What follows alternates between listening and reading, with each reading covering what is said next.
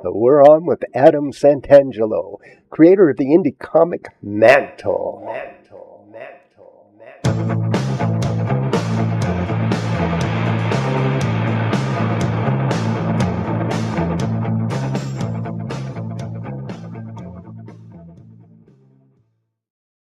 Okay. Here we go. Okay, we're on. And Adam, thank you for doing this and joining us today. We're literally coast to coast with you.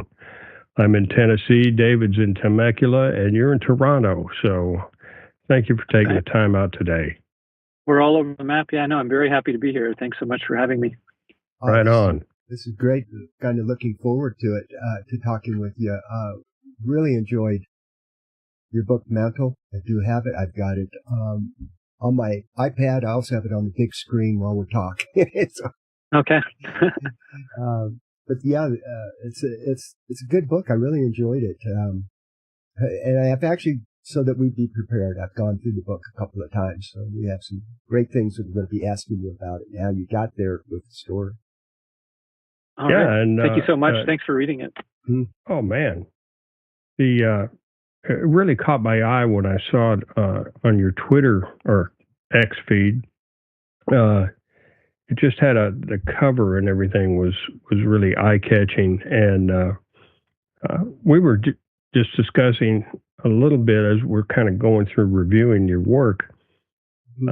How did you put that team together? And maybe walk us through a little bit. We'll talk about the first issue, and then I know you have your second issue about to go up on crowdfunding, so we'll get to that. But let's start with issue number 1. You know, how'd you kind of put this together? Yeah, well, I have a couple different friends that make comics, and there's a bit of a network there. But anyone I know who makes comics, you know, is busy and doesn't have time to help me with my project. And, you know, I'm just getting started here. Right. And so what I wound up doing like very early after I had written the script for my first issue was I posted on social media that a call for artists and that it was a paid gig because I could afford to pay a little bit to the artist I found at the time. And I didn't have very much social media presence. I wasn't sure how this would go, but even with what I had, there was some resharing, and I posted on, you know, different forums and Facebook groups and things I could find. And I wound up getting about 40 responses to this Google form I'd created. And, you know, I went through them and, you know, long story short, there were 2 or 3 that I thought were just outstanding. And there were some others that I thought could have worked if we had to go that route. And so I wound up talking to those 2 or 3. And one of them was Gian Fernando, who wound up drawing the book. And it's been a bit of a journey to get here because initially we just did a little pitch together. Then we wound up finishing the first issue, and now he's rounding the corner into the third. But I feel like I got really lucky to find Gian.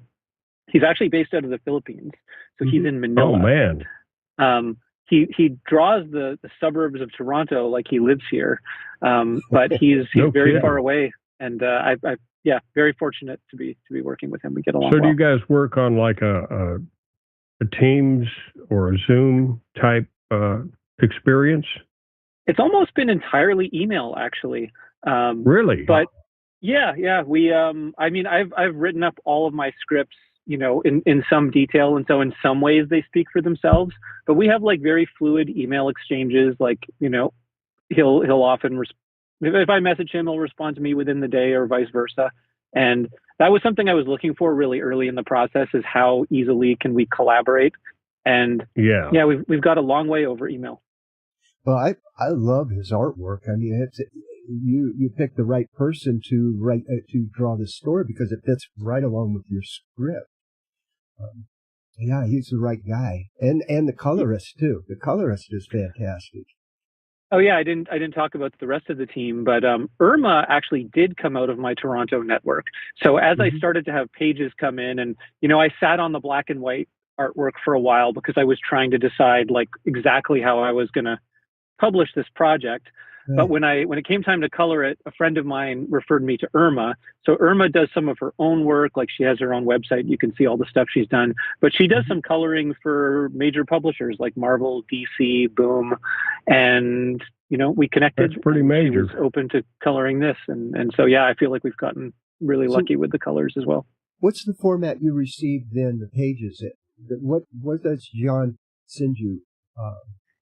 He sends me digital files, so he's doing all of his work digitally. There's no paper originals anywhere or no Bristol board.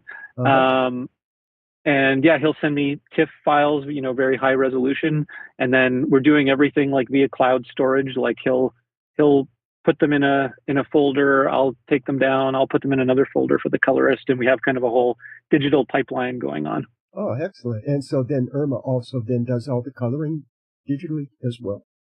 Yep, she does, and then I'm doing all the lettering on my end in Clip Studio Paint. And so at each stage of the process, I'm bringing this into Clip Studio and just making the finished pages. Wow. Okay. So you're finalizing it then in Clip. Yeah. Okay. Yeah, that's cool. We also use Clip Studio Paint. We enjoy that a lot. And I have to say, your lettering, now you went with the upper lower case. Controversial. Immediately. Well, it kind of is. I've always preferred the caps just because I grew up with that. Traditional. The cap word balloons. But I thought it was really a nice touch that you were using the upper lower case for this particular comic, and the fact that it is in high school. And the whole thing just seemed to feel right going with that. So I think you made a good choice in your selection there. And I also want to compliment you on the flow of the word balloons with the artwork. I mean, you directed my eye all the way through the story. And David and I are both really critical about that when we're doing our work. And you seem to have a real good handle on moving the story along. That probably goes back to your internship at Marvel. Did you get a little bit of schooling there? I think so, but also just 40 plus years of reading comic books, you learn a thing or two. But I appreciate you bringing up both those things. Like I was very deliberate about wanting to do the lettering myself. I mean, if I had done a bad job, I could have hired somebody. I'm certainly not an artist, but I thought by controlling the lettering, it was almost like I had a final edit of the page, and whatever the artist might have turned in, I could make sure that the eye flowed through the page the way I was hoping. So yeah, appreciate you saying that. And yeah, the mixed case lettering, thought a lot about that too. There's people that I really admire in comics that despise mixed case lettering. Like Eric Larson is one of my favorite creators. And he talks repeatedly about how much he hates that. I'm also a traditionalist in some ways. I grew up on all caps lettering. I love traditional comic books. I also like how mixed case looks, like on, say, the Ultimate line from Marvel. And with this, I kind of thought, like, I didn't necessarily know who would be reading the book. Like, would I hit traditional comics readers, or might I go beyond that? Graphic novels have kind of a wider reach nowadays, especially with young adults. Yeah. And so I just thought, like, if a regular everyday reader was to pick this up, even my friends and family who don't read comics, I feel like all caps maybe is unusual for them. I kind of wanted to like letter it in a more traditional way from a normal book's perspective, if that makes sense. Yeah. Well, I like your decision on it. Today's texting is, all caps means you're yelling. So, the younger generation might like the upper as well. Yeah, I'm not sure if regular people understand the all caps thing. Regular people. Regular people. I love that. Hey, well, I touched on the internship at Marvel a little bit. David and I were curious about that. And I know on some other interviews, you've kind of gone through this a little bit, but maybe for our audience, could you kind of touch base a little bit and talk about that experience that kind of kicked your life off, actually, right out of high school? Yeah, absolutely. I was a comic book fanatic since I was in grade school. I think third grade was when I started buying comic books on a monthly basis. Right. And by the time I got to high school, not only was I reading dozens of titles every month, but I was convinced that I wanted to spend my life doing this. I was going to be a comic book writer. And so anytime I went to a con, or there was no online at the time, but anytime I went to a con or read anything in a magazine, I was always keeping an eye out as to how people break into the industry. And at the time, actually, it was Dan Slott, who went on to be very famous Spider-Man writer. At the time, he was doing smaller stuff.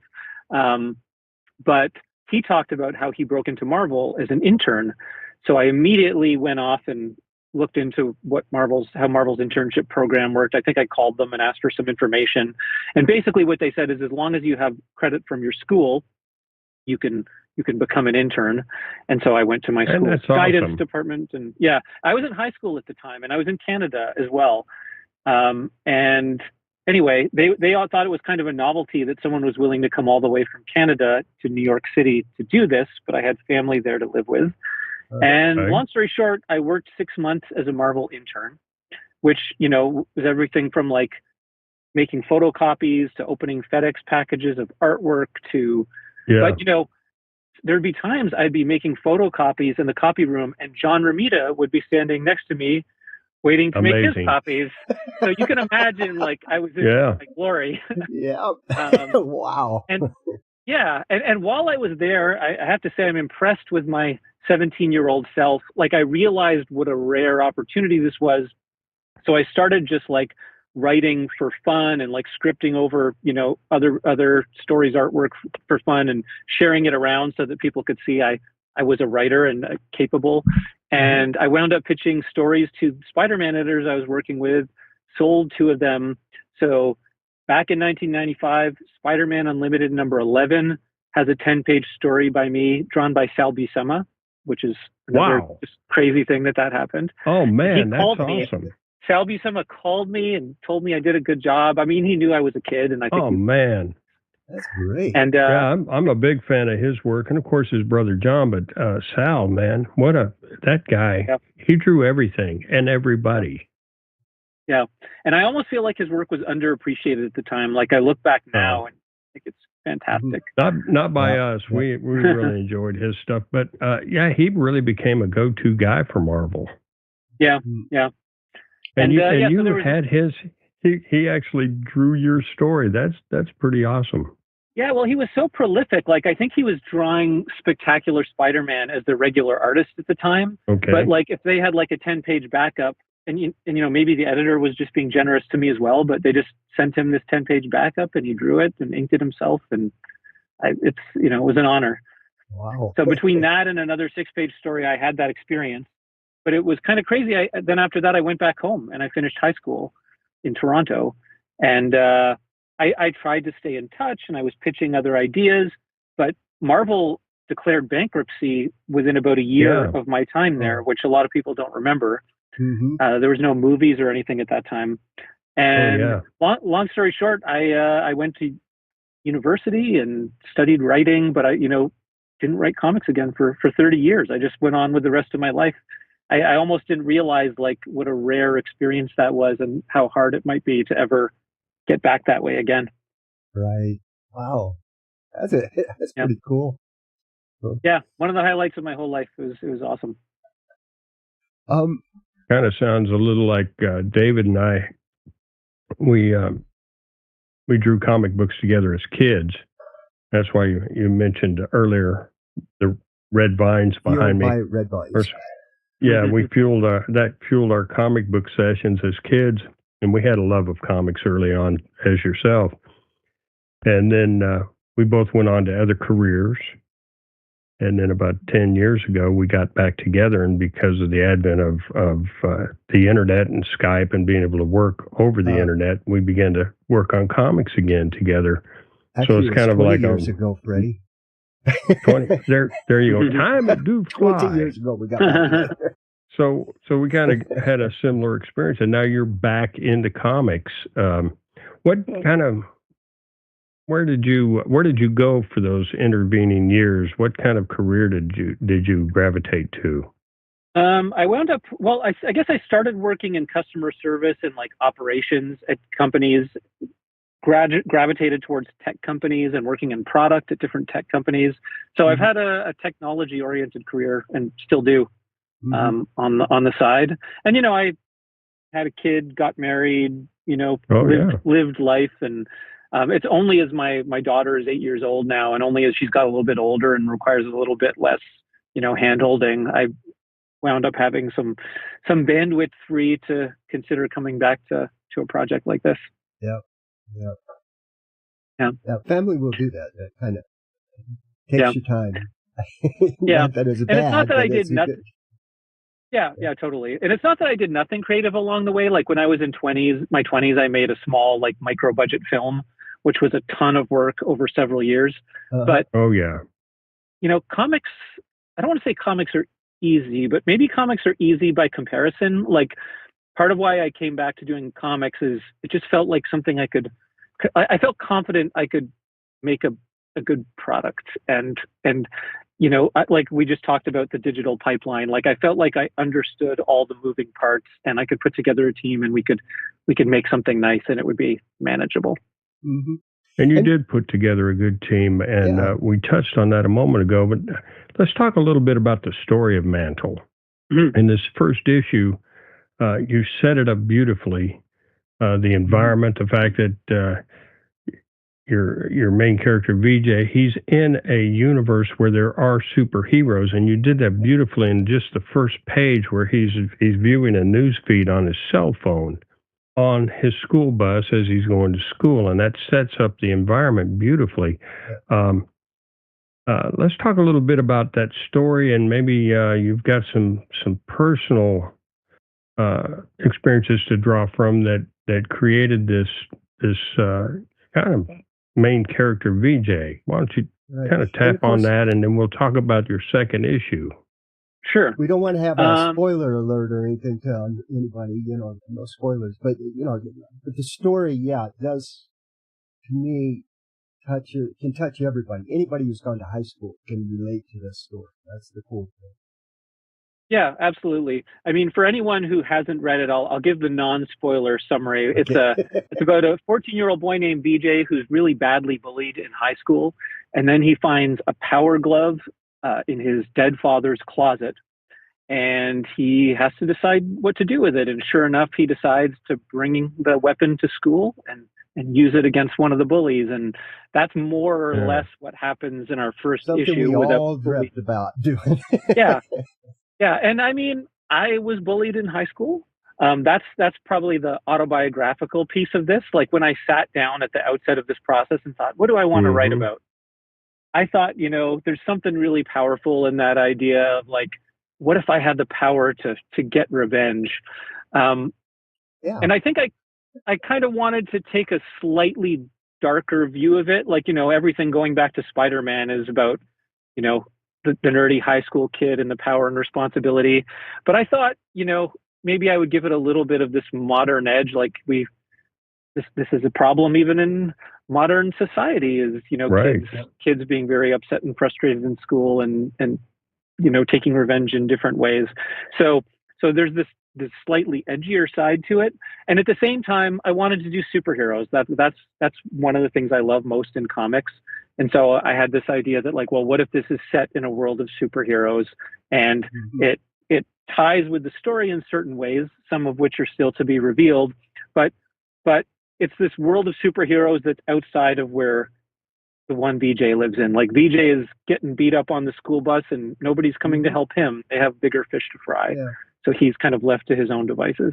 And that's one of the things I like about the story is you have some human relationship going on there, a lot of emotional impact, especially that part where he's going through the closet.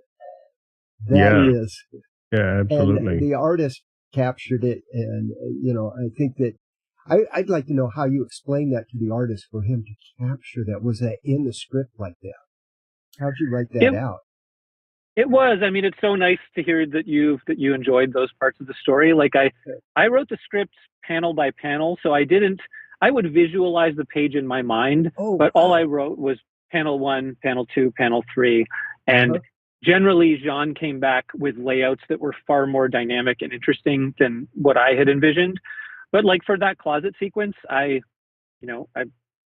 there's a script somewhere that says BJ holds his father's sweater to his face, and I thought it was important to have those moments. Like, I like all kinds of comics, but I especially enjoy those like interpersonal like character moments, like in between the battles. So I really wanted to like take my time and like really get close to the main character. Right. I found that particular scene really touching and emotional, and that he was in the closet. He wasn't just snooping around, but he was entering the past almost in a way. And you had him like holding that sweater, kind of smelling the clothes. And I've often read that people go to a loved one's through their things, their clothes, and they try and breathe in maybe some part of that person they're missing as part of the grieving process. And I thought that was really a nice segue into him finding this treasure kind of at the bottom of the closet. Kind of, I don't know, it was well written, and thank you. And your artist, he captured that and presented that. That's what David and I were going, wow, these guys must be working. I use the term hand in glove. No pun throughout this process, but now to find out you did all this through email, I'm even more impressed. Yeah. I mean, Gian is great. It's so lucky. I tried to write it as best I could, but honestly, I was prepared to settle for less when we started this process, and I just got really lucky to find that collaborator. Yeah. Well, he definitely was capturing, what I feel was in your script of what you were trying to say, because there are a lot of moments like that, even subtler ones, like with him acting out against the cat on the trash can. I thought that you just set his mood right there. That was really good. That's in a very subtle way, but it was there. And there's several of those I can see that you put in. So you definitely have that connection to the emotional, the emotional situation of the actors. I thought that was really good.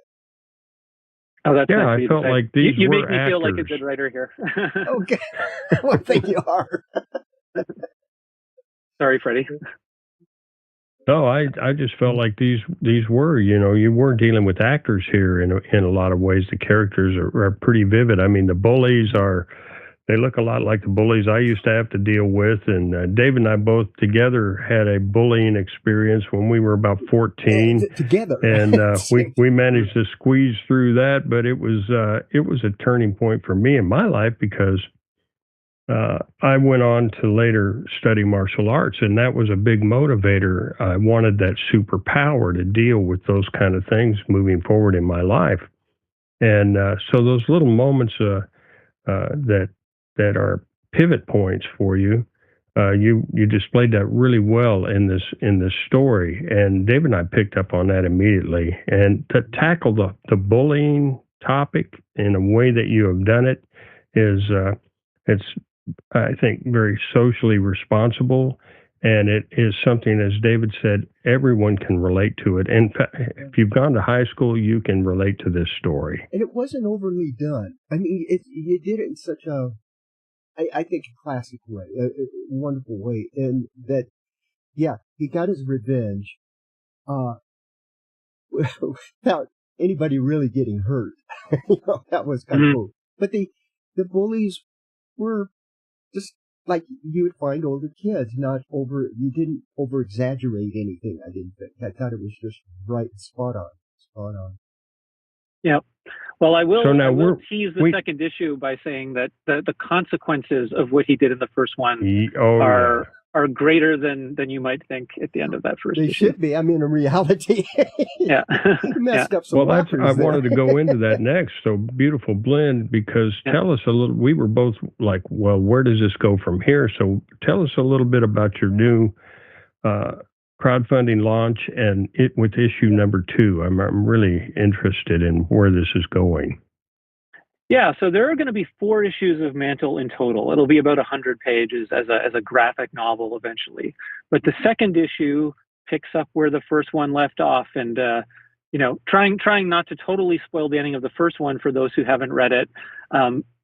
BJ did something in the first issue which was kind of satisfying to see, but there are now about to be consequences. And as we open the first issue, he's dealing with the fact that he now has this like powerful super weapon that he can use, to take revenge against, there was one target in the first issue, but now he has to think about what next. And he's a little bit freaked out by what he did.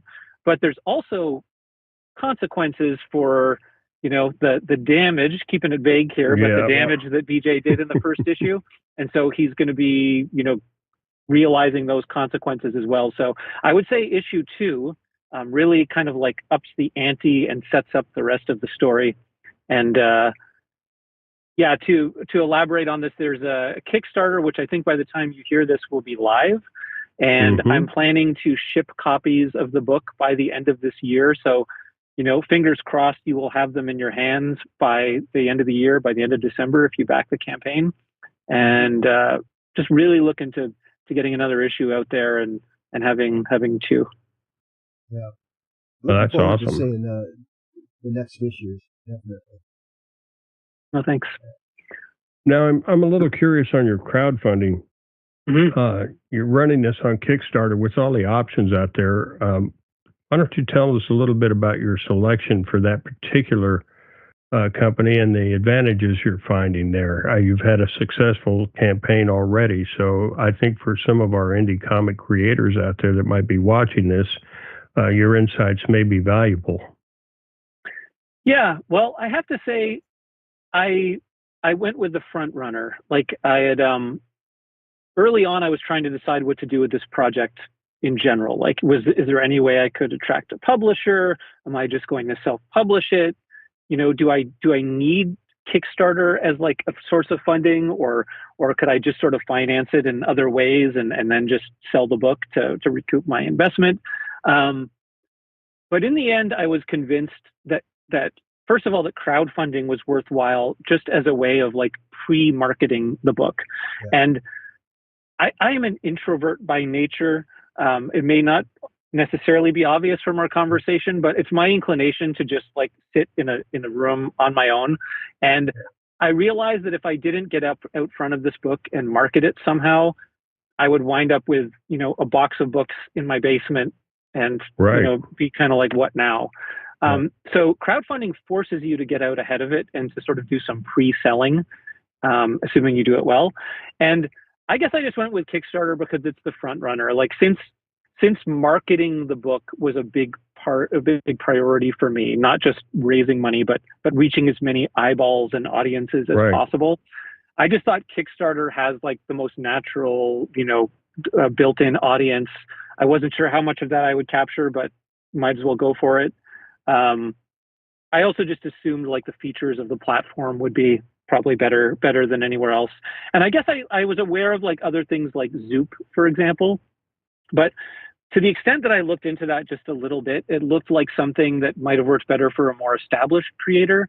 So I wound up just going with Kickstarter, and I'm new to this too. Like I'm only about to do my second campaign, so maybe I have some lessons ahead of me, but the experience has been great so far.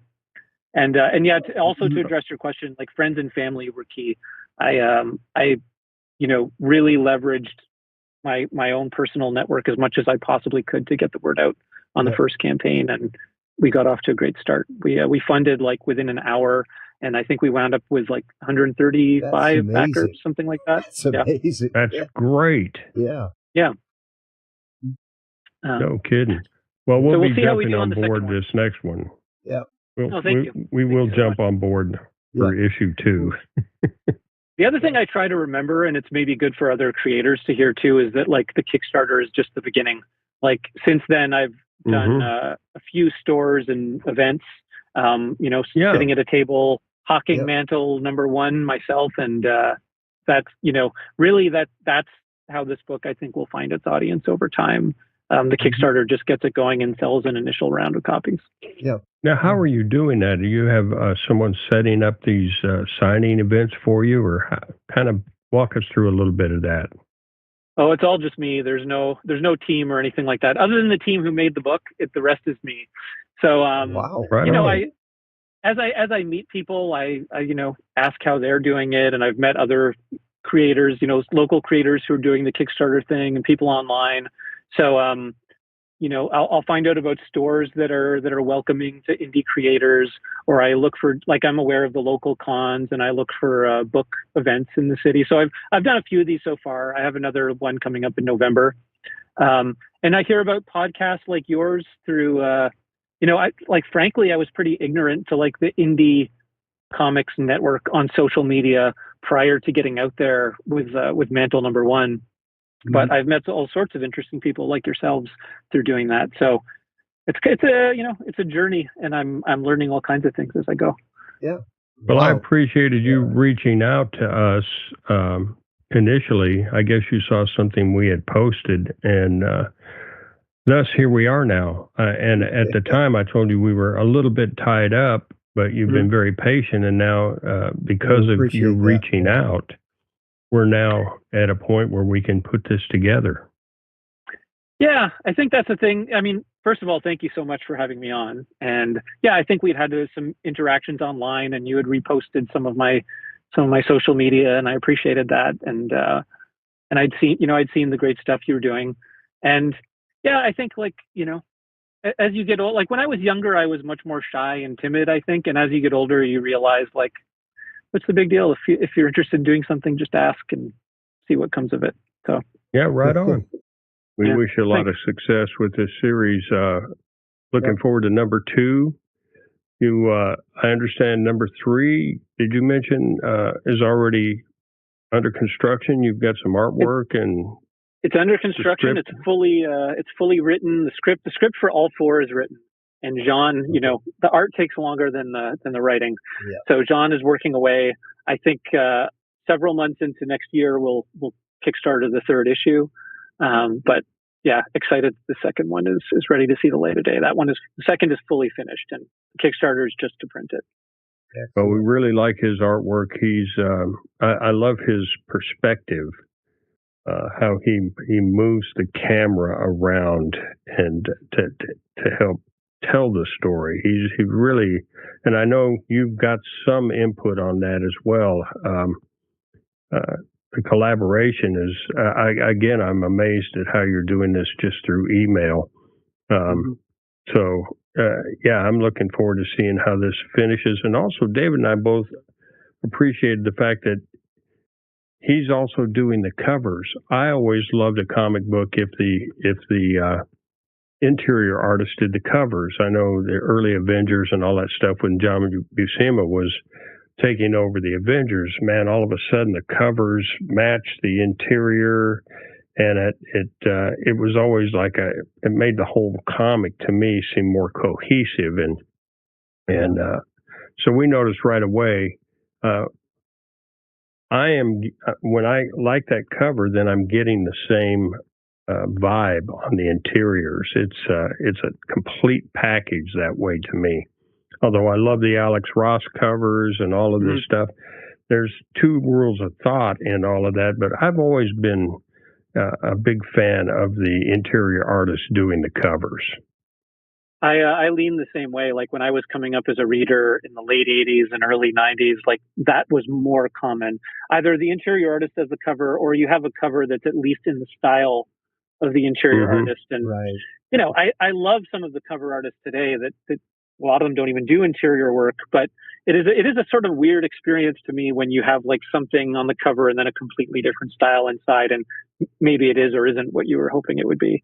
So yeah, there's this whole variant cover thing now, and especially on Kickstarter, there's people that do many variants and use that as a way to raise additional funds. And I thought a lot about that, and I don't know, the more I thought about it, the more that just felt like a distraction. Like I thought Gian did a beautiful cover. Yeah. Why produce something else that doesn't even look like the interior of the comic book when this does? And it's I think he did a great job. Yeah, it almost the continuity is awesome. Yeah. Yeah.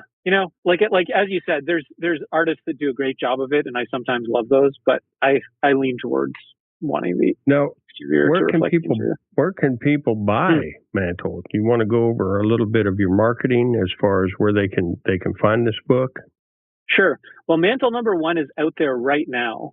So if you go to my social media, so I'm Adam Santangelo on X, or I'm also on Blue Sky, I'm on Instagram, I'm on Facebook. If you find me on any of those platforms, you will find a link to my website, adamsantangelocomics.com, where you can buy the book print or digital. I'm also on Kindle. I'm also on Global Comics. So if you're a subscriber there, you can read it for free with your subscription. But as we've talked about, Mantle number 2 is about to launch on Kickstarter right now. I think it's going to be live by the time this airs. And you can back Mantle number 2. We're also going to have catch-up bundles. So our lowest price catch-up bundle, I think, is about $6.50 US, and you will get both issues of Mantle in PDF form at that price. And the other trick is when you back us on a catch-up bundle, I will send you the first issue of Mantle in PDF within 24 hours of your pledge. So you will get some instant gratification. You will get to read the book very quickly after backing it. And I have Mantle number 1 here. I'm really proud of how the print copies have come out. I've got to say, like, if you can afford the cost of having this shipped to you, which is not too much, I think it's about $15 to get one issue with shipping. It's a beautiful print product, but also we have digital at a really affordable price. We were talking about that earlier. We both have the digital copy, but we were talking about, I think it'd be kind of nice to go ahead and get the print copy. Exactly. Yeah. We have a print catch-up bundle for, I believe it's about $20 US. I'm used to Canadian prices. That's why I keep saying about. But it's about $20 US, gets you both comics shipped to you in bags and boards with, a sticker and a bookmark, and we'll make it a nice package. Right on. Okay. Yep. Well, I think you just sold 2 of those. Yes. Awesome. 2 of them. Thank you. We'll take 2. We'll be, we do updates throughout the campaign too. So get on board and you'll hear more about how we made the comic book, and you'll hear about our funding journey. And I think that's part of the fun, is like getting on this train early, and you'll be with us as we produce the rest of the story. Awesome. Well, Adam, I'm excited about this. We're going to get this edited and get it up as quickly as possible, try and help with your campaign moving forward. Thanks for taking the time. I think we've covered a lot of what David and I were very interested in finding out today. And we wish you great success in your upcoming ventures. Well, thank you so much. I really appreciate you having me on, and it's been a pleasure talking to you guys. Same here. Yeah, it has been a pleasure. Right on. Well, let's call this a wrap. And to all the creators out there, we like to always advise you to create bravely.